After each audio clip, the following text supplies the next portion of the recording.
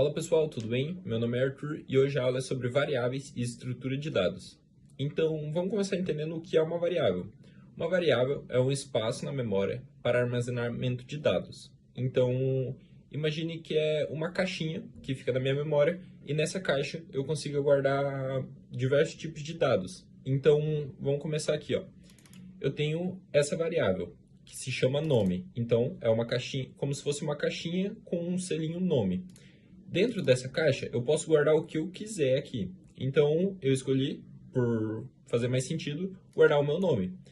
Percebe-se que o meu nome ele está entre aspas duplas e, por conta disso, ele está laranja. O que isso significa? Significa que esse tipo de variável é uma string, ou seja, str. Então, aqui a gente tem a caixinha, ou a variável idade, que está armazenando o valor 20. E você pode ver que ela não tem aspas e está verde. Isso é um número, então essa variável está armazenando um número inteiro, que a gente abrevia de int. Se a gente adicionar aspas duplas em volta desse meu valor, ele vai se tornar uma string, ou seja, um texto. Então o meu código, quando ele lê essa variável, ele vai entender que isso é um texto e não um número. Então, se eu der um print idade,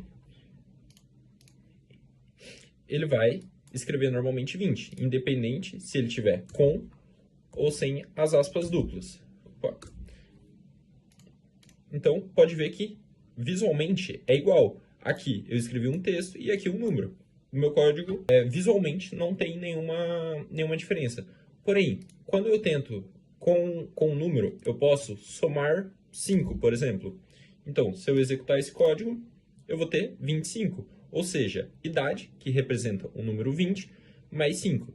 Se eu tentar fazer isso com a minha variável idade sendo um texto, ou seja, uma string, eu não vou conseguir, porque não tem como a gente somar um texto a um número. Então, o meu código vai dar erro. Então, mesmo que visualmente pareça ser a mesma coisa no console, não é. Além de números inteiros, a gente também possui variáveis que representam números quebrados, que são, por exemplo, a altura, 1,85. Se eu quiser representar o dólar, 5,60. Então, quando eu quiser representar números quebrados, eu consigo. Eu consigo utilizar esses números para fazer multiplicação, adição, ou seja, operações matemáticas? Consigo, porque ele também é um número. Então, se eu quiser, por exemplo, somar a minha idade com a minha altura, eu consigo. Então, altura. Eu vou... E agora eu pergunto para vocês, caso eu armazenasse esse resultado em alguma variável, ela seria de que tipo?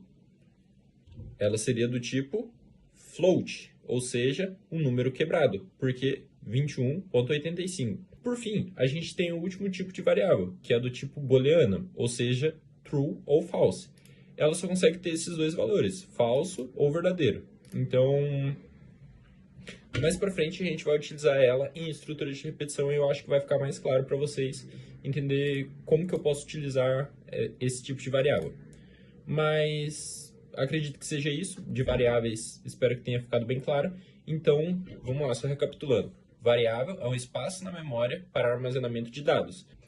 Agora que vocês já entenderam o que é uma variável, vamos entender as estruturas de decisão do Python. Eu trouxe duas para a gente discutir e ver como funciona, que é o if e else, que é muito utilizada, e o match case, ou switch case. Então, a gente vai começar pelo if e else. Aqui, eu tenho uma estrutura de if e else. Eu vou simplificar ela para que fique mais fácil da gente entender de primeira. Então, aqui a gente tem uma estrutura de if e else. If, a gente pode interpretar como se, else como outro. Para que é que eu vou utilizar? Eu vou utilizar o if quando eu quiser verificar se uma condição é verdadeira. Então, eu tenho if, que podemos interpretar como se, e uma condição, idade maior ou igual a 18. Aqui, a gente está utilizando a variável, e a variável idade, no momento, ela representa 8. Então, o que meu código está lendo disso? Ele está lendo se 8 é maior ou igual a 18, então tá vendo que eu tenho 2 pontos aqui? Caso essa condição seja atendida, ela seja verdadeira, eu vou realizar todo o código que tiver depois desses 2 pontos, que no caso seria o print maior de idade. Mas eu poderia ter mais códigos, eu poderia ter idade, mais 3, poderia ter muitas e muitas linhas de código aqui. Para demonstrar, eu só coloquei o print maior de idade. E o else, caso essa condição não seja atendida, eu não vou executar este código depois de 2 pontos. Então, como aqui ela não está sendo atendida, eu vou pular diretamente para o else. Então, vamos lá, vamos percorrer esse código. Eu acho que foi meio confuso, mas vamos percorrer esse código para você conseguir entender comigo. Se idade, que vale 8, então, se 8 é maior ou igual a 18, essa condição é verdadeira? 8 é maior ou igual a 18? Não. Então, ele nem vai continuar, ele nem vai ler o que está aqui dentro. Ele vai pular diretamente para o else. E vai executar o que tiver depois dos 2 pontos do else. Então, print criança. Então, a gente vai executar esse código e a gente vai ver aqui, ó, criança. Esse código aqui para baixo é do resto, mas essa primeira linha é o que esse código está me retornando. Então, se eu alterar o meu código aqui e colocar 18, qual linha ele vai retornar dessas duas? Exatamente, eu vou... Tô igual a Dora Aventureira, né? Eu espero que você tenha respondido, hein? Então, vamos lá. Eu vou retornar maior de idade. Então, vamos lá, executar esse código. Maior de idade. Então, qual foi o percurso que meu código fez?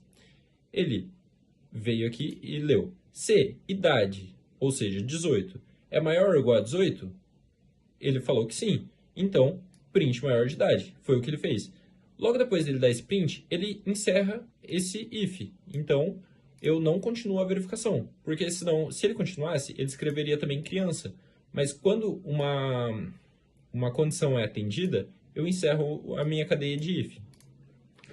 Agora você vai entender o que é o if. Então, por exemplo, eu não quero verificar apenas se é um maior de idade ou se é uma criança. Eu também quero verificar se é um adolescente. Então, a gente utiliza o else if. É como se fosse um segundo if dentro da minha estrutura. Então, ele vai começar sempre pelo que tiver superior. Então, a primeira verificação que ele vai fazer é se idade é maior ou igual a 18, ele verifica isso. Então, vamos alterar aqui para 11. Opa! 11 é a minha idade. Então, caso eu execute este código, a sequência vai ser a seguinte. Se idade, ou seja, 11, é maior ou igual a 18, então ele vai verificar isso e vai falar, não, não é. Então, ao invés de eu pular diretamente para o else, eu vou passar para o próximo if, que é o if. Então, ele vai verificar. Idade é maior ou igual a 12? Ele vai verificar.